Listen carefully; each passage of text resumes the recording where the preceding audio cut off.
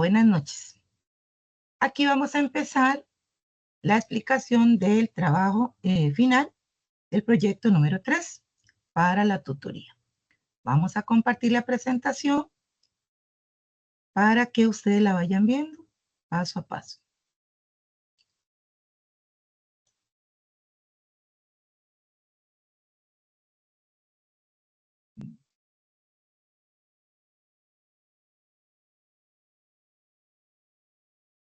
Muy bien.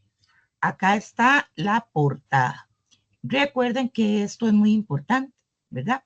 Donde ustedes van a colocar la sede universitaria, si pertenecen al Centro Educativo de Cañas, Palmares o Nicoya, lo van a colocar acá. El proyecto es el proyecto número 3. El título es Estrategias de aprendizaje en una sociedad de conocimiento. Y el nombre de ustedes, ¿verdad? Su nombre completo y los apellidos, la cédula, el grupo, que puede ser G8 y o Aprende 1. Y estamos en el primer cuatrimestre del 2026. Muy importante. Vamos a ver. Está la tabla de contenidos, que eso ya lo habíamos hablado la vez anterior. El porqué de su importancia, ¿verdad? Y recuerden que todas las páginas deben de ir numeradas. Eso es muy importante. Ese es un ejemplo de cómo iría una tabla de contenidos. Continuamos. En la introducción era muy importante destacar los objetivos del trabajo. Aquí, al igual que la vez pasada, les expliqué que se los destaqué en color amarillo para que vean cómo acomodarlos, que van escritos en prosa. Ya al final ustedes los van a enumerar de uno en uno. Hay 5. Aquí se repite el de realizar, pero aquí solo hay 4. Muy bien. Recuerden que la introducción prácticamente lleva una página. Está elaborada con 4 o 5 párrafos y cada párrafo se compone de 4 o 5 renglones. Es muy importante que redacten en tercera persona. En la primera parte nos piden que se realice un diagrama de Venn. En el trabajo anterior ya ustedes ya lo habían realizado también. Y esta vez el diagrama de Venn, algo que vamos a destacar son las estrategias de aprendizaje y los hábitos de estudio. ¿Por qué? Porque los hábitos de estudio son muy importantes. Por ejemplo, según Ocampo y Brenes, el aprendizaje superficial tiene que ver con la memorización, sin comprensión. Cuando leemos muy rápidamente, por ejemplo, y no estamos comprendiendo lo que leemos. El interés es muy poco en el contenido, ¿verdad? No le damos mucha importancia. Solo es para cumplir o aprobar una nota. Es un aprendizaje temporal. Hay formas comunes de aprender, ¿verdad? Hay formas de aprendizaje, estudio y práctica. Depende del ambiente. Influye en el rendimiento. Eso es muy importante. Pero en el aprendizaje profundo, nosotros vamos a comprender el significado de lo que estamos leyendo, de lo que estamos entendiendo. Entonces es una lectura más a conciencia, más paso a paso de cosas que yo puedo ir anotando, dudas que voy teniendo y voy buscando los conceptos o tratar de comprender un poco más allá lo que yo voy leyendo. Le voy buscando el sentido de lo que voy aprendiendo y tengo un pensamiento crítico. Las condiciones ambientales para los hábitos de estudios, bueno, una de ellas muy importante es la planificación. Cómo organizar el tiempo, establecer metas, que el ambiente sea un ambiente ordenado, sin distracciones, que estemos aislados, ¿verdad? En un espacio tranquilo, sin ruidos, porque quizás no nos podamos concentrar tanto. Entonces, si tenemos ruido alrededor, quizás que la lectura que vayamos a realizar no sea tan a conciencia y no la guardemos en la memoria de largo plazo. Una postura importante, o bueno, vean ustedes aquí en este dibujito o en esta imagen, presenta que uno debe tener la espalda recta, una buena posición cuando estamos estudiando, porque si estamos acostados, quizás logremos comprender, pero puede ser que nos dé sueño y ya quizás luego ya no querramos seguir leyendo. Continuamos. En la segunda parte nos piden que hagamos un mapa conceptual de acciones para mejorar la capacidad de concentración individual. Vean qué importante esto. El mapa conceptual va de lo general a lo particular. Dice que, según Ocampo, mejorar la capacidad de concentración individual. Para ello es importante planificar el tiempo, establecer horarios y metas realistas, evitar dejar todo para último momento, organizar el horario, priorizar tareas, ¿sí? Todo eso es importante. Cumplir con los objetivos del tiempo, también optimizar el entorno, ¿verdad? En un lugar tranquilo, ordenado, como antes hablábamos. ¿Para qué? Para que estemos más concentrados en lo que estamos haciendo. Entonces debemos de eliminar distracciones como el celular y el televisor. En un ambiente organizado, que esté silencioso, que haya buena iluminación, un mobiliario cómodo, por ejemplo. Después al otro lado, a la izquierda de la pantalla, dice ejercitar la mente. Para ello, realizar ejercicios de memoria y atención, ¿verdad? ¿Qué significa? Que si, por ejemplo, yo leo algo, podría ser que tenga algunas fichas, arme algunas fichas de resumen y después las repaso, por ejemplo. Entonces, alternar el estudio con pausas cortas y activas. Si yo duro mucho tiempo en una lectura, quizás me vaya a agotar un poco, entonces puedo hacer lapsos. Eh, Leo una media hora, voy anotando o destacando los conceptos que no comprendo tanto, descanso 5 minutos, voy, tomo agua, como algo, me doy una vuelta y vuelvo a trabajar. Puedo practicar juegos mentales, como digamos, por ejemplo, en su memoria van diciendo, bueno, ¿qué significa aprendizaje profundo? Y ya yo lo puedo relacionar, como por ejemplo, puede ser, bueno, cuando yo leo una lectura corta y voy relacionándolo con algo del ambiente, ¿verdad? Reflexionando sobre todo lo aprendido.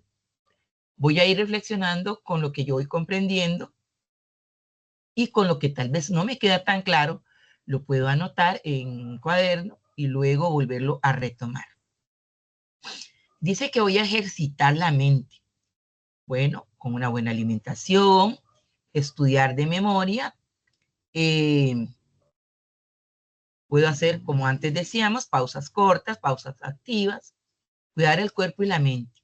Hay que dormir lo suficiente para poder estar frescos, relajados, porque si estoy un poco cansado y agotado, no me voy a poder guardar en la memoria a largo plazo lo que estoy leyendo.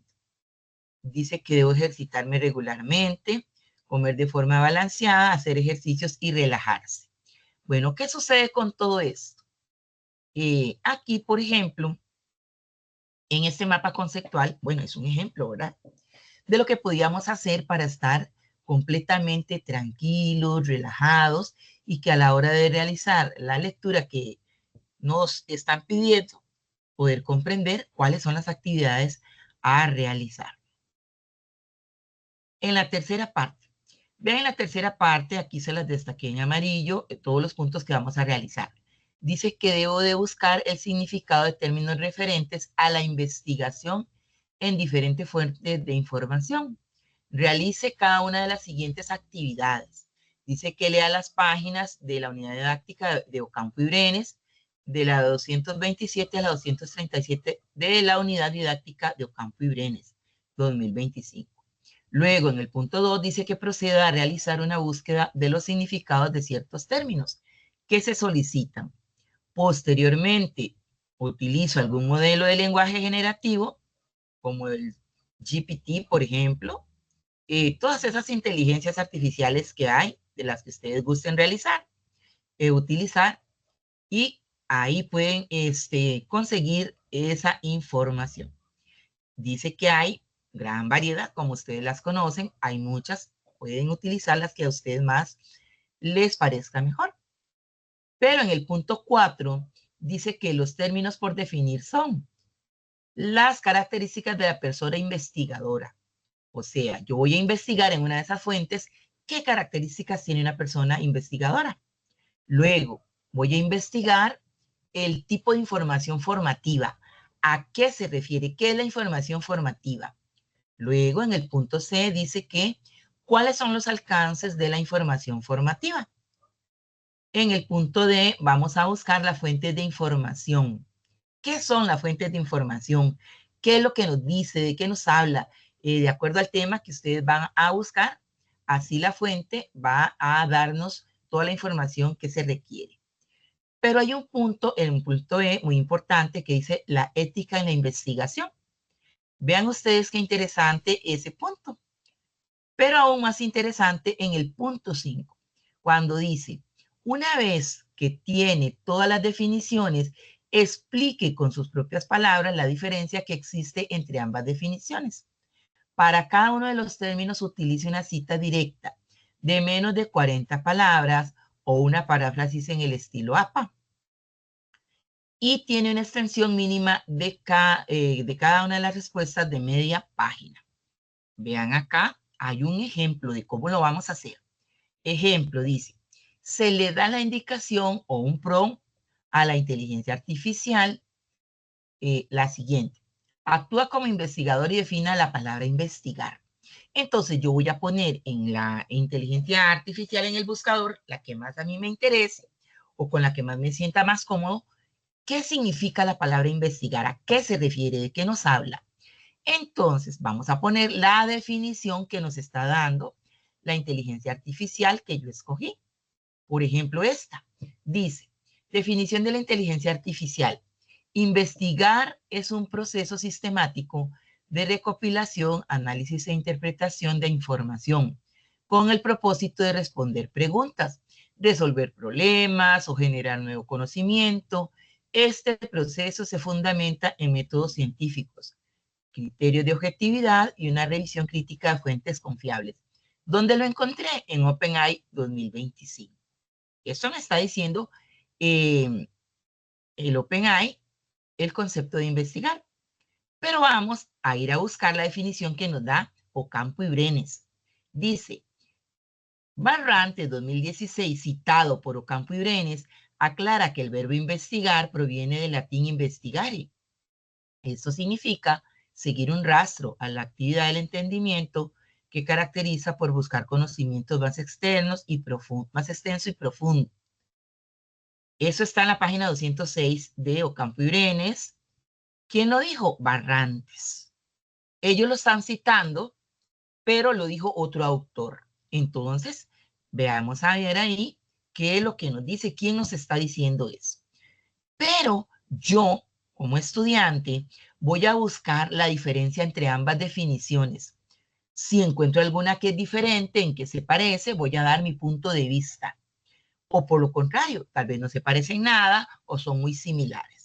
Este es el ejemplo de cómo va a ir cada una de las fichas para esos puntos de la tercera parte. Continuamos. En la cuarta parte dice, fase de exploración, investigación formativa, revisión documental. Dice que realice cada una de las siguientes actividades. Lea las páginas 238 a la 239 de la unidad didáctica Ocampo y Brenes del 2025. En el punto 2, identifique selecciones y analice 5 fuentes de información confiables variadas acerca de la extradición en Costa Rica. Vean que este tema está muy en boga en las noticias, donde uno oye ahí en las redes sociales, y dice que las fuentes deben de ser de los siguientes tipos. Puede ser un artículo de un periódico nacional o internacional, puede ser de la Constitución Política, ¿verdad? Un video de YouTube explicativo documental. No puede ser un TikTok, ¿verdad? ¿Por qué? Porque esto tiene que estar bien argumentado. Dice que puede ser un video de podcast, contenido académico o institucional de los que hacen las universidades. Pueden utilizar ¿qué? ChatGPT y todas las inteligencias artificiales que ustedes tengan a mano. Pero, ¿qué deben de tomar en cuenta? Ya vamos a ir ahí. En el punto 3 dice que cada fuente de información debe presentar una ficha documental. La ficha debe de contener la siguiente información. el tipo de fuente, o sea, de dónde la sacaron ustedes. Si la sacaron de un periódico nacional, de un periódico internacional, si la sacaron, por ejemplo, bueno, a veces en uno de los canales de televisión, en las noticias, sacan alguna información específica, entonces tienen que poner la fecha de en qué se dijo la noticia. Entonces, incluso deben de poner la fecha en que fue publicada, ¿verdad? De todas esas fuentes que tengan a bien utilizar. Dice que también pueden utilizar un enlace o referencial digital. Ven aquí la fecha de publicación y el enlace. En el punto D dice que deben de realizar un resumen del contenido de media página de extensión utilizando el modelo APA. Redacte un breve informe del por qué es importante revisar las fuentes diversas de una investigación, sobre todo en temas jurídicos como la extradición. ¿Por qué será importante? Bueno, vean que es un tema legal, ¿verdad? Debe estar bien argumentado porque es un tema bastante delicado. La extensión debe ser de una página. Y vean qué importante acá en el punto 5 dice, las 5 fuentes de información deben de aparecer en el apartado de referencias en el proyecto final proyecto número 3. Entonces, mucha atención con esto. Hay que ponerle mucha atención porque esta parte del proyecto, al ser un tema delicado, entonces conlleva aún más importancia y más cuidado. En el punto 5, perdón, en la quinta parte, vienen los aprendizajes adquiridos. Recordemos que en los aprendizajes adquiridos vamos a tomar en cuenta los 5 objetivos que se nos dieron al principio del proyecto, ¿verdad? Los objetivos de aprendizaje. Son 5. Vean que también yo se los destaqué en la introducción. Recuerdan que les comenté que en la introducción iban escritos en prosa, pero en los aprendizajes adquiridos van numerados, uno a uno. Por ejemplo, dice, deben de estar relacionados en forma directa, clara y lógica con los objetivos de aprendizaje para este proyecto. Yo les puse un ejemplo aquí de cómo debería de ir. En el objetivo número 1 es interpretar. Por ejemplo, dice, el estudiante logra interpretar documentación relacionada con la extensión, con la extradición en Costa Rica. Bueno, ustedes le pueden agregar algo más, algo de que ustedes hayan comprendido aún más. Y así cada uno de ellos. Vea que, por ejemplo, el objetivo realizar se repite 2 veces. Entonces, aunque sea repetido, deben realizar los 5 y van numerados. Acá está el ejemplo. ¿Cómo van? Numerados. En la introducción van escritos en prosa, pero acá van numerados así, uno debajo del otro. ¿De acuerdo?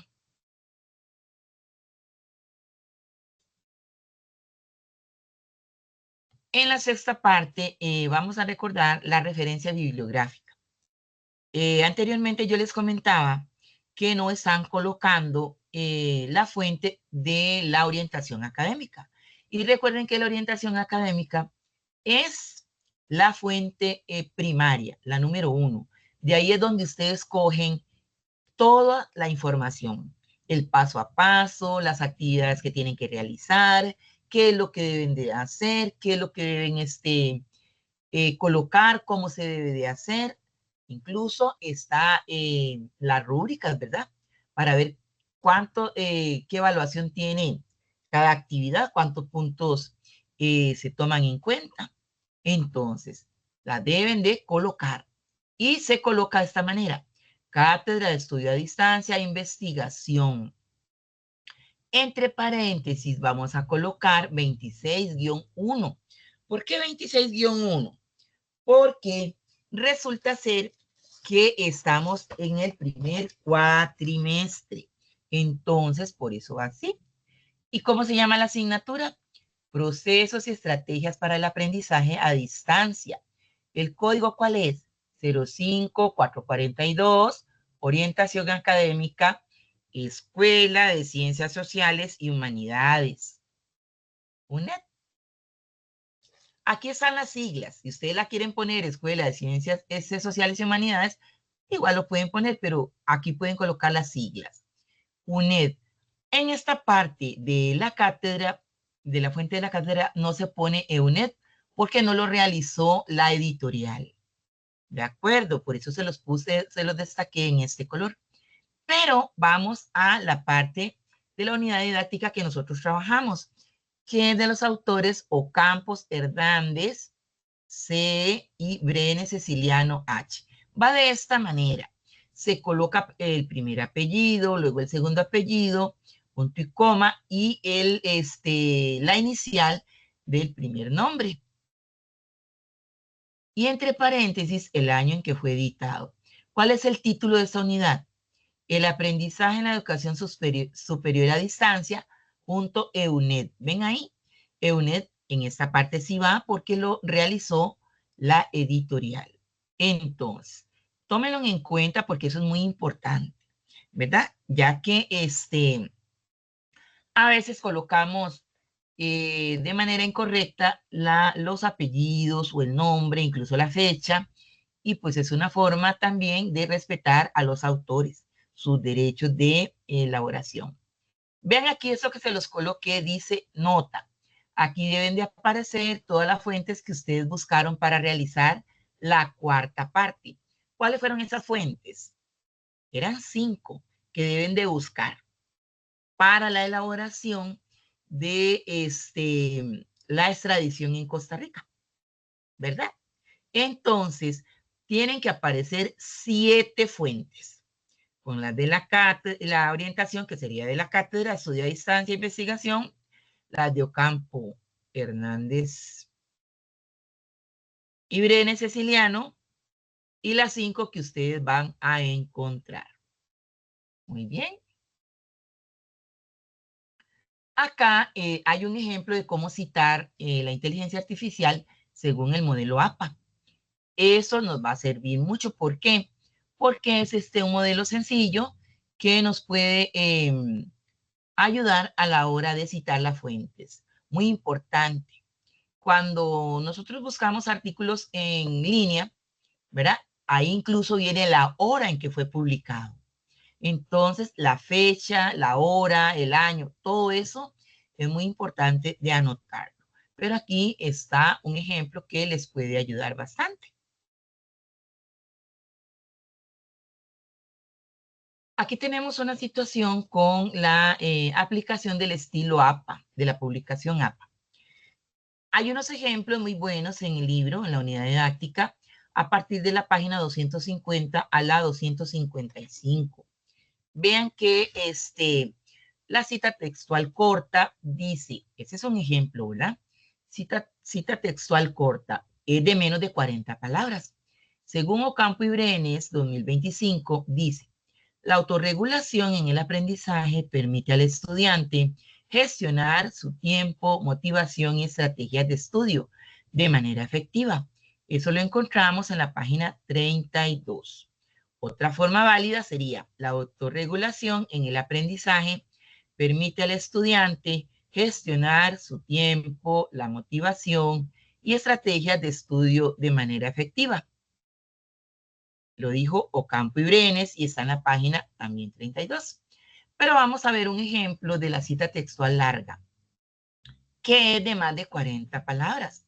Según Ocampo y Brenes dice o señala, la autorregulación del aprendizaje es un proceso clave en la educación virtual, ya que implica que el estudiante planifique, supervise y evalúe su propio desempeño académico. Esto favorece el desarrollo de habilidades como la autonomía, la disciplina y la capacidad de adaptación a diferentes entornos de aprendizaje. También está en la página 32 de Ocampo y Brenes. Pero recuerden que en la unidad, a partir de la página 250 a la 255, ahí van a encontrar más ejemplos. Es muy importante tomarlo en cuenta, puesto que ese es un requisito que se pide, ¿verdad? Entonces, para que lo tomemos en cuenta, una de las cosas también muy importante es que recuerden que deben de enviar el trabajo en formato PDF. ¿Por qué es importante? Si ustedes lo envían en otro formato, puede ser que cuando venga yo a abrir el documento en otro formato diferente, se puede desconfigurar, ¿verdad? Entonces ya desde ahí nosotros vamos a ir perdiendo puntos. Cada una de las actividades que ustedes realizan paso a paso y cumplen con cada una de ellas, es un punto ganado. Hay unas actividades que equivalen a 5 puntos, otras a 15 puntos, otras a 20 puntos. Entonces, vean qué importante tomarlo en cuenta. Debo de seguir paso a paso cada uno de los requisitos que me pide la orientación académica. Si yo no los cumplo y no aparecen en el trabajo, pues obviamente no voy a obtener los puntos que requiero. Y algo más importante todavía que los puntos que yo me voy a ganar. Claro está que si yo no gano los puntos, pues no voy a pasar la materia. Pero ante todo yo debo de realizar paso a paso los requisitos para poder aprender a hacer lo correcto y de manera adecuada, tal y como se me indica. Debo de respetar cada una de las reglas que está establecida en la orientación académica. Muy bien.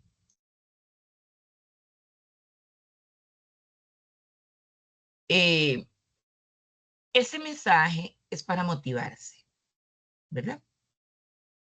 Recuerden que la mejor preparación para mañana es hacer lo mejor que puedas hoy. Si yo hoy hago mi trabajo de manera consciente, me preparo para realizarlo de manera adecuada, con amor, eh, yo voy a lograrlo. Yo voy a lograr el mejor de los éxitos. Y de esta manera, no solamente voy a concluir ganando la materia, sino me voy a preparar mejor para cada una de las otras materias que yo tengo, de acuerdo a la carrera que yo estoy llevando.